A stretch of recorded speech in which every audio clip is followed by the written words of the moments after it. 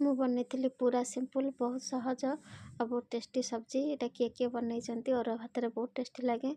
मुझे पानी गरम करनी कड़े रे आउ से आलू बैगण पोई काटिकी पकई देछि सिझापी या सिझापी छाड़देवा। पूरा बहुत सिंपल बहुत हेल्दी और बहुत स्वादिया अरुआ भात खाई गाँ मानक बनाती।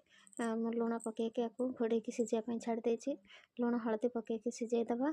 तापर किसी ना बहुत सिंपल देखते भिडियोटी लास्ट पर्यंत किसी झंझट ना सिझेवा घोड़े छाड़देवा। तापर सिझीगला अधा सिझा हो गलापर आलू आ पोई तादेह पकईदेवा। ये टक भेंडी आम गाँव को टक भेंडी कहती क्या कौन कहती मुझे जानी कि आम गाँव में टक भेंडी कहती। यहाँ शीत दिन बहुत प्रबल मिले आउ खट्टा लगे तरकारीटा टे तो से अरुआ भात खाई बहुत भल लगे। सिझेकी करदेवा सिझेकी काढ़देला सिंपल खाली सोरिष तेल फुटण शुखिला लंका आउ टिके हेंगु पकईकी फुटे नवा आउ कलर भल देखा टिके लंका गुंड देदेवा। लंका गुंड देकी तरकारी को ढाली नवा बस हो गला तो रेडी आमर तरकारी। टिके रागुआ रागुआ खटा खटा बहुत स्वाद लगे अरुआ भात रे।